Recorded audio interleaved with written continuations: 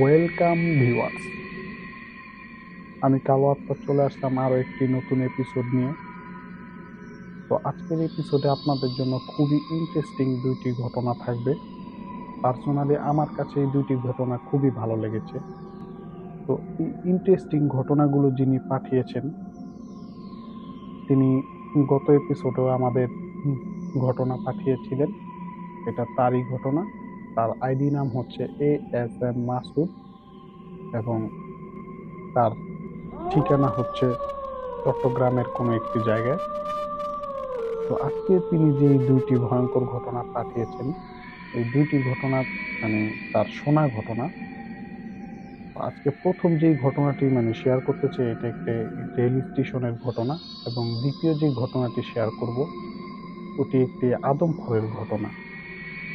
তো প্রথম যেই রেল স্টেশনের ঘটনা দিয়ে শুরু করতে চাই আজকে।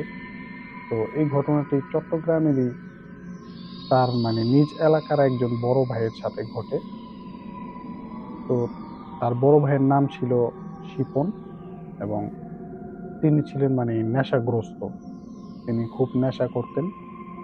তিনি প্রতিদিন রাতে মাদক সেবন করতেন, যেমন গাঁজা, হিরোইন, ইয়াবা, এগুলা তিনি সেবন করতেন।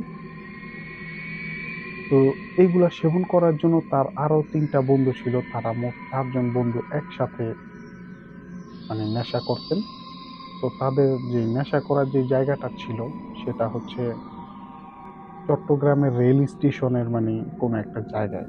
তো যে জায়গাটাতে তারা এই নেশাগুলা করতেন প্রতিদিন রাতে, সেখানে রাতে তো দূরের কথা, দিনের বেলাতেও কোনো মানুষ যায় না। এখানে শুধুমাত্র ওই যে স্টেশন গার্ড ছিল তারাই মাঝে মধ্যে যে রাউন্ড দিয়ে আসতেন।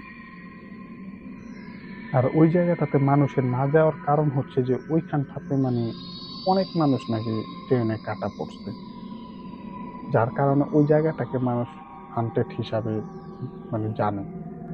কিন্তু সেই শিপন ভাই ও তার আরো 3জন বন্ধু, তারা সেখানে প্রতিদিন সারা রাত সেখানে নেশা করতেন এবং সকালে ফজরের আজানের 1-1.5 ঘন্টা আগে তারা বাড়িতে যেতেন।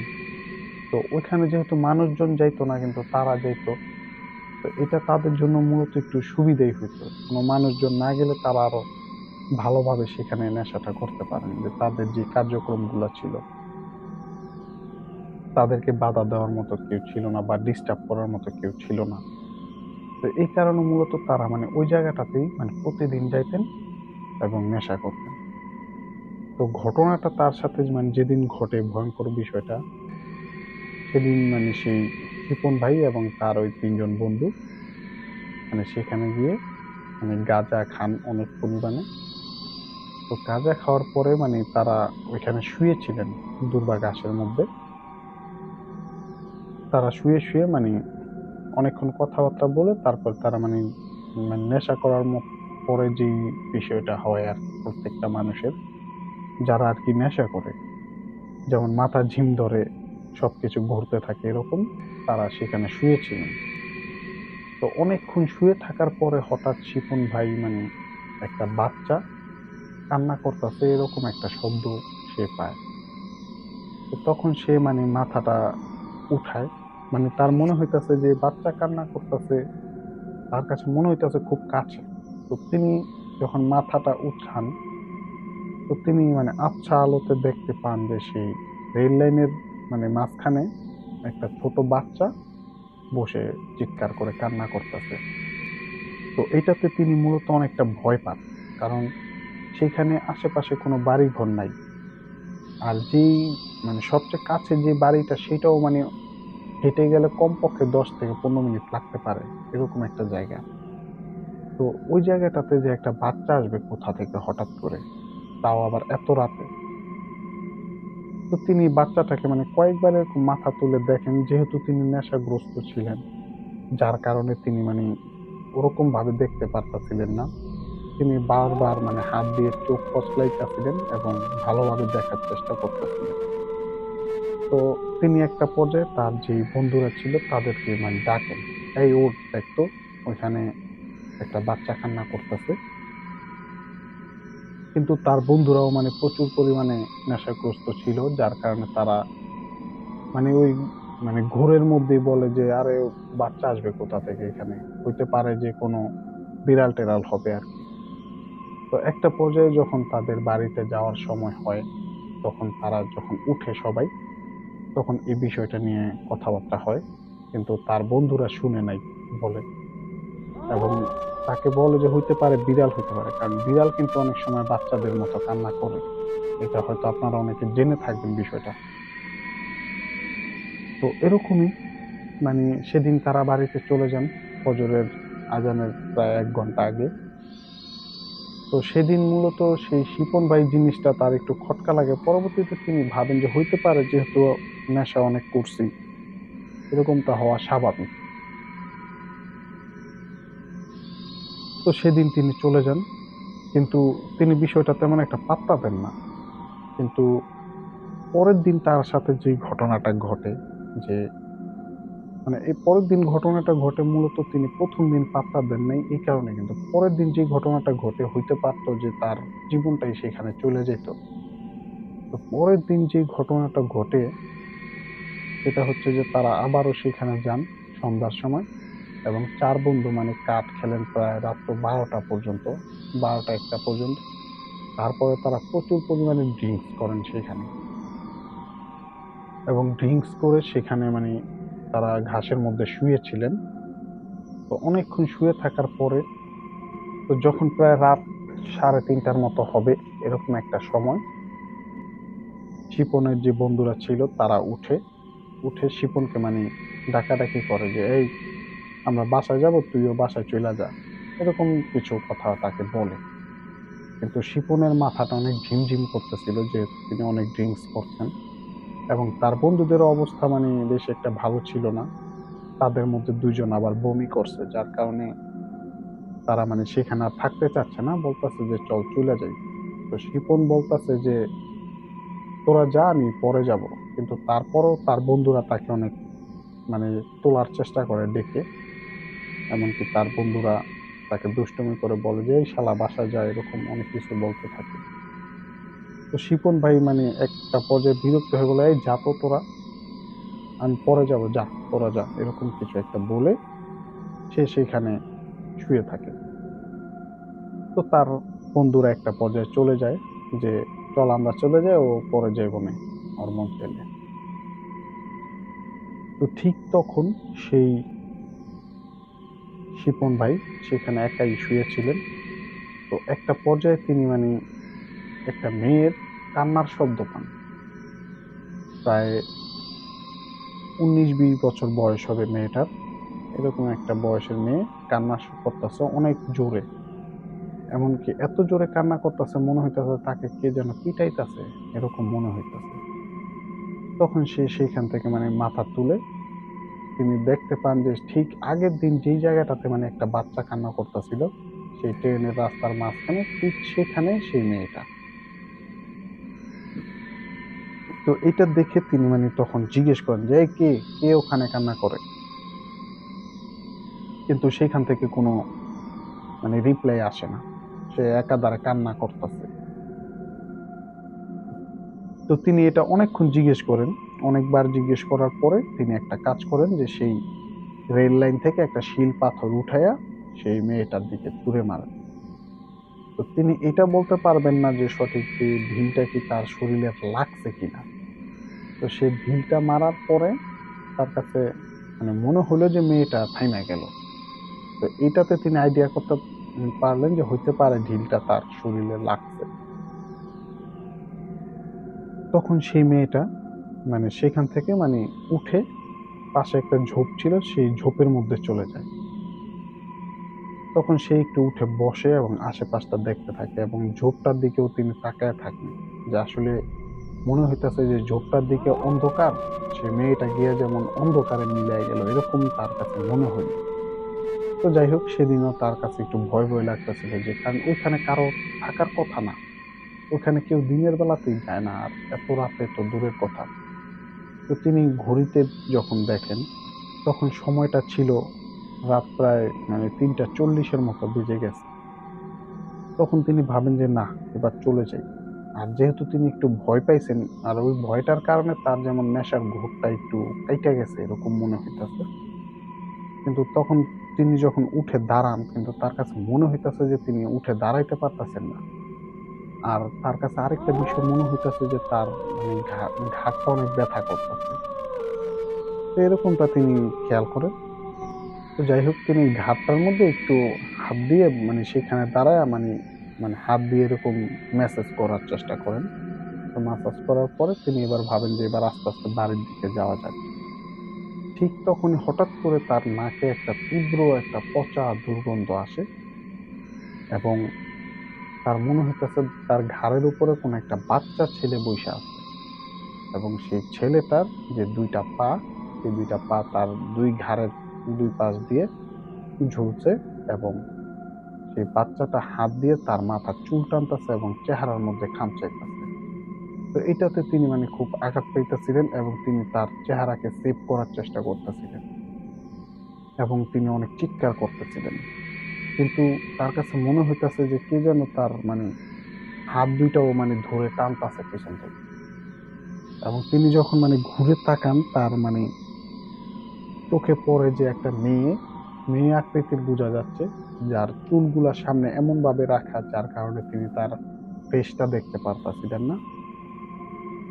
সে তার হাত ২ টা ধইরা রাখছে এবং বাচ্চাটা তার ঘাড়ের উপর থেকে তার মানে চেহারার মধ্যে অনবরত যে খামচি দিয়ে যাচ্ছে। তো তারপর তিনি অনেকক্ষণ সেখান তাদের কাছ থেকে বাঁচার চেষ্টা করেন। কিন্তু একটা পর্যায়ে তিনি তার নিজের অজান্তে অজ্ঞান হয়ে যান। আর যেহেতু তিনি নেশাগ্রস্ত ছিলেন, এমনিতেই তো তার অবস্থা অনেকটা খারাপ।